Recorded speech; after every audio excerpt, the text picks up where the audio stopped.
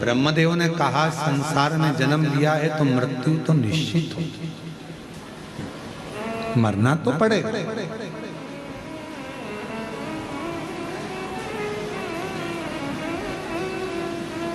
दुनिया में ऐसा कोई जन्म नहीं लिया जिसकी मृत्यु नहीं हुई, सबको मरना।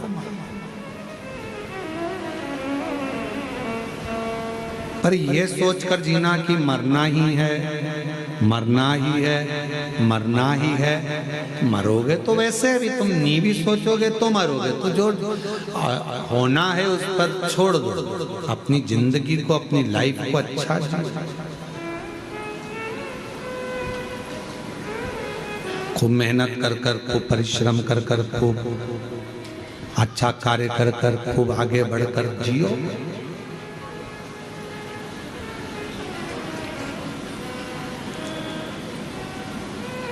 मानव की देह वापिस तो मिलना नहीं। अगला जन्म कौन सा मिलेगा ये किसको मालूम है। कहने वाले कह देते हैं कि ऐसा करोगे तो ये जन्म मिलेगा, वैसा करोगे तो वो जन्म मिलेगा। जो बता रहे हैं उनसे पूछ के आओ, तुम ऊपर जाकर देख के आए। जो मर गए वो आकर नहीं बताते कि हम कौन से जन्म में। जो बता रहे हैं वो जाके नहीं आए। अच्छा कर्म करते, डरना मरना किसी से नहीं है, कर्म अच्छा कर। क्यों? क्योंकि कर्म का भोग तो परमात्मा को भी भोगना पड़ता है। भगवान राम जी ने छुपकर बाण मारा था बाली को। वो बाली द्वापर में जरा नाम का व्याघ्र बनकर आया और भगवान कृष्ण के पांव में बाण मारा। माता जानकी जी ने एक चिड़िया को कैद में रखा था, तो मां जानकी जी को भी कैद में रहना पड़ा।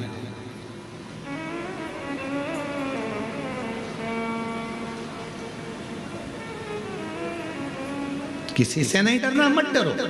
वेद पुराण से नहीं डरना, मत डरो। धर्म शास्त्र से नहीं डरना, मत डरो। घर के बड़ों से नहीं डरना, मत डरो। भगवान से नहीं डरना, मत डरो। गुरु से नहीं डरना, मत डरो। पर अपने कर्म से जरूर डरना। कर्म का भोग तो परमात्मा को भी भोगना पड़ता है। जैसा कर्म करोगे वैसा फल भोगना पड़ेगा। इसलिए मत बुरे कर्म कर बंदे, वरना पछताएगा।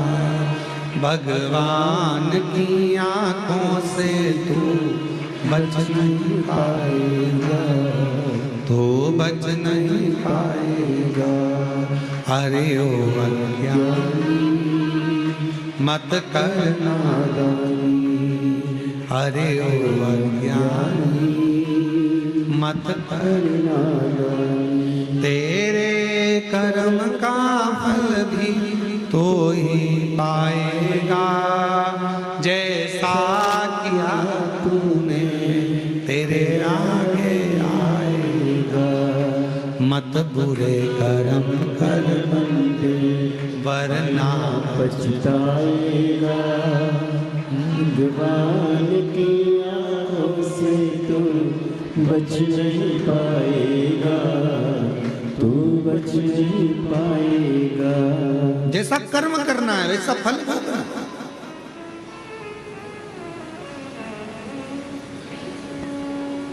कर्म का फल तो भोगना ही पड़ेगा। मनुष्य हो, गंधर्व हो, पशु हो, जीव हो, जंतु हो, जलचर हो, थलचर हो, वायुचर हो, सबको भोगो। सब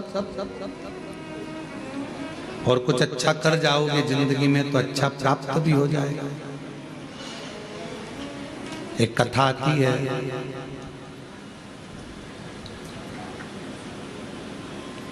विदर्भ राजकुमार जी की एक बेटी थी जिसका नाम था ललिता।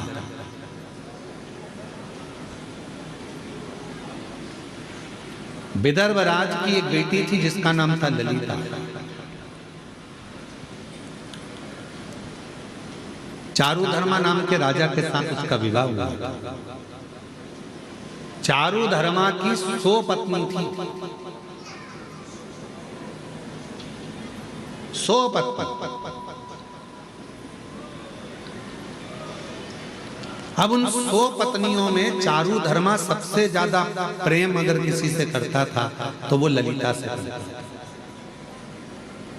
ललिता को इतना प्रेम करता था कि वो 99 रानियां देखकर आश्चर्य करती थी, ललिता से पूछती थी कि तूने पूर्व में कोई अच्छा कर्म करा है जो राजा तुझे प्रेम करता है।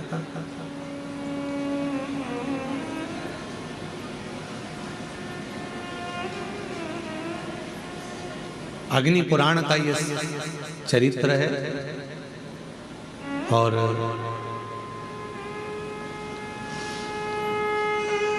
अग्नि पुराण का यह बड़ा सुंदर वर्णन किया है। ललिता, तूने पूर्व समय में कोई अच्छा काम किया है जिसके कारण राजा तुझे बहुत प्रेम करता है? ललिता जी ने पूछा, क्या बात क्या है? 99 रानियां कहने लगी, हमको तुमसे ईर्ष्या होने लगी है क्योंकि राजा तुमसे बहुत प्रेम करता है, बहुत।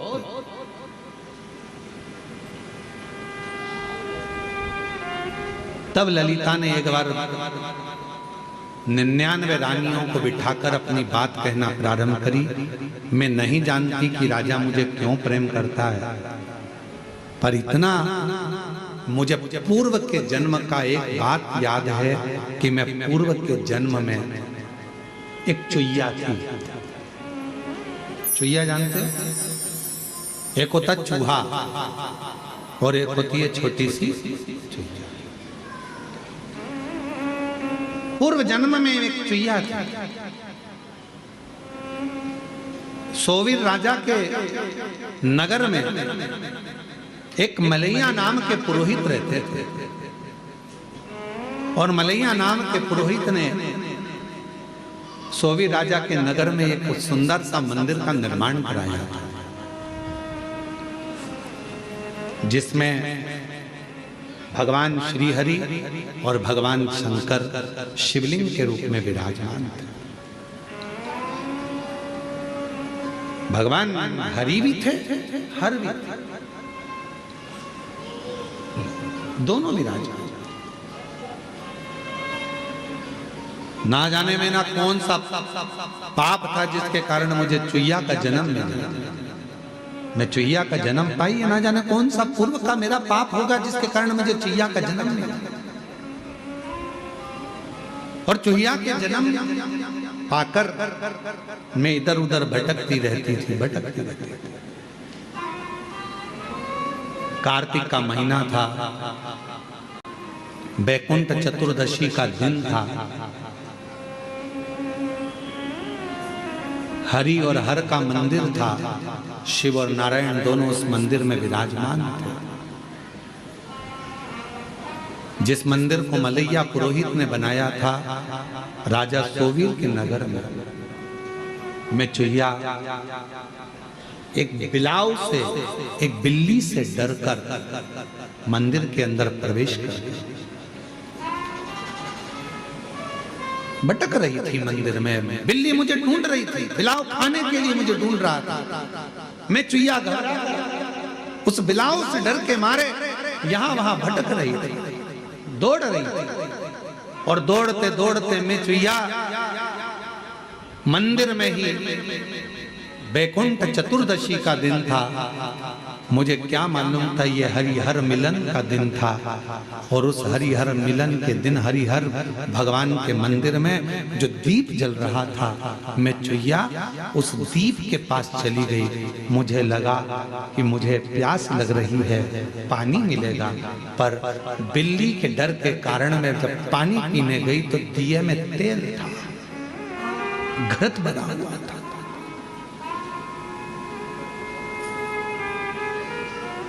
मेरे मुख लगने से पहले तो दिया बुझने की कतार पर था, पर मेरा मुख जैसे ही उस दिए की बाती को लगा, बाती थोड़ी सी आगे बढ़ गई और दिया अच्छे से जलने लगा।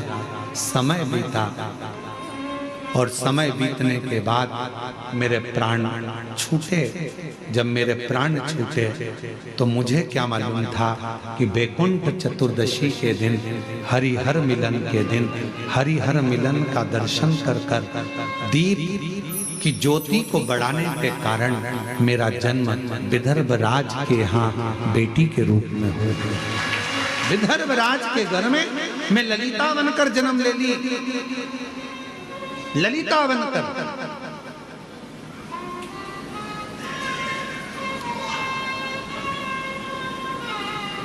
ये जितने भी सावन के महीने की शिवरात्रि, पार्थिव शिवलिंग पूजन, बीच बीच में जो उत्सव होते हैं, पहले के लोगों को यह कुछ मालूम नहीं था, दबा हुआ था। हरिहर मिलन लोगों को स्मरण में नहीं आता था, हो जाता था, मालूम नहीं पड़ता था कि बैकुंठ चतुर्दशी के दिन हरिहर मिलन होता है। अब लोगों के ध्यान में आ गया हरिहर मिलन की कितनी महत्वता है, हरिहर मिलन के दर्शन की कितनी महत्वता है, हरिहर मिलन का आनंद करने की कितनी महत्वता है, लोगों को अब ज्ञात है। दीपदान की कितनी महत्वता है बैकुंठ चतुर्दशी के दिन, शिव मंदिर में जाकर क्यों दिया जलाया जाता है बैकुंठ चतुर्दशी के दिन, उसकी कितनी बात। मैं विदर्भ राजा के घर में ललिता नाम से जन्म ले ली और कहीं मेरा पूर्व का जो पुण्य था, उस पुण्य के कारण मेरा विवाह चारुधर्मा राजा के साथ हो गया।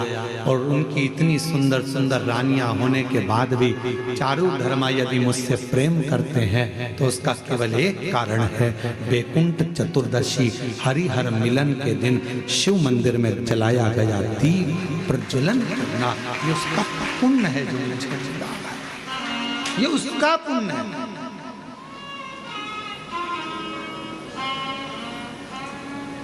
4 नवंबर को हरिहर मिलन का उत्सव है, शाम को 6 बजे बाबा का हरिहर मिलन होता है।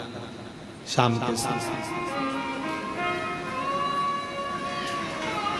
आसपास के गांव के लोग, आसपास के शहर के लोग आते हैं, हरिहर मिलन का दर्शन करते हैं, सुख पाते हैं, दीपदान करते हैं, कुबेरेश्वर बाबा की धरा। और ये आज से नहीं, कई वर्षों से नियम से चला आ रहा है, कई वर्षों से पुराना चल।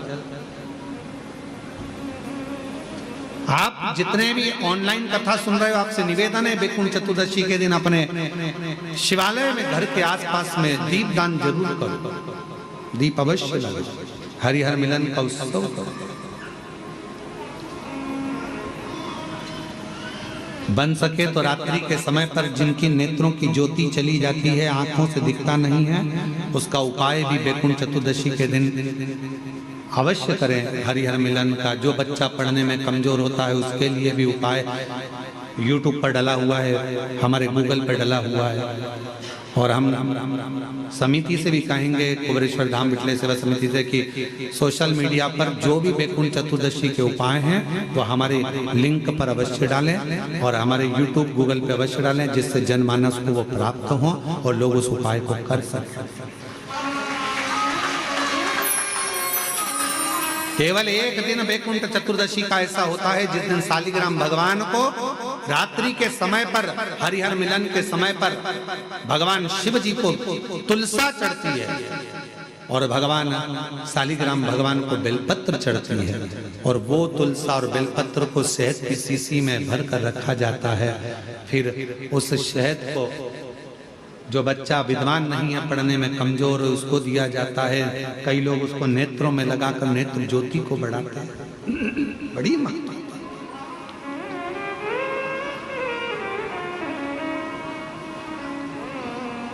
हरिहर मिलन की महत्वता का वर्णन शिव शंकर अपने पूर्व कर्म का भोग मनुष्य को भोगना ही पड़ता है। ये शिव पुराण कर रही है। अच्छा कर्म करा, चुईया का जन्म पाया, चुईया का जन्म पाकर भी अच्छा काम कर दिया।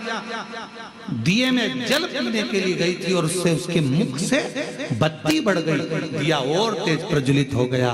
उसका पुण्य ये मिला कि विदर्भ राज के घर में ललिता बनकर जन्म ली, बेटी बनकर राजा के घर में विवाह हो गया, राजा के घर में भी श्रेष्ठ रानी बन गई। ये पूर्व का कोई सुख होता है जो हमको मिला। और हम आप सबको साधुवाद दे, ना जाने कौन सा पुण्य आपने अपनी जिंदगी में करा होगा जो कार्तिक के महीने में गोपाष्टमी के दिन आज आपको यहाँ शिव महापुराण की कथा सुनना, गौ माता का दर्शन करना, दान करना, पुण्य करना, अन्नकूट महाप्रसाद को ग्रहण करना, अन्नकूट का दर्शन करना, ये सब आपको मिल रहा है, सब कुछ आपको प्राप्त होगा।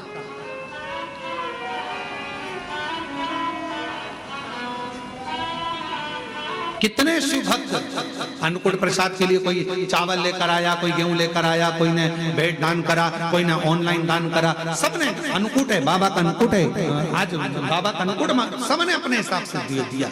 आपका एक बेलपत्र भी अगर कुबेरेश्वर धाम पर लगा है तो वो सुख देने वाले आनंद। धाम पर बैठकर आपने जो 108 बार श्री शिवाय नमस्तुभ्यम कहा, उसको पुण्यदायक है आपके कार्तिक,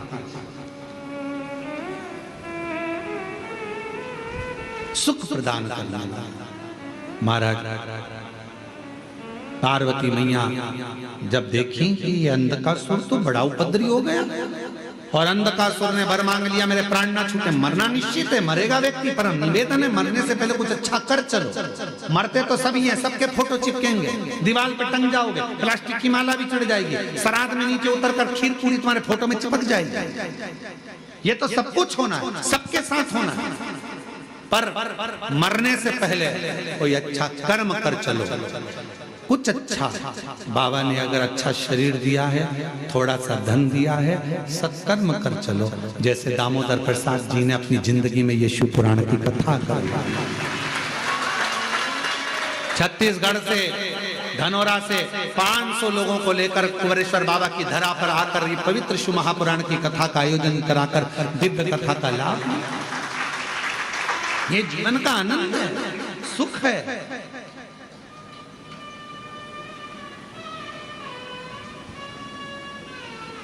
और इसीलिए बाबा के धाम पर इतने बड़े बड़े टीन शेड प्रांगण बनाए जा रहे हैं, जिससे आने वाले समय में अगर आप लोग कथा कराने के लिए आए, कोई भी ब्राह्मण आपके साथ यहाँ कथा करने आए, कोई भी कथाकार यहाँ कथा करने आए, आप 100, 500, 1000 लोग आके कथा का आयोजन करते रहे।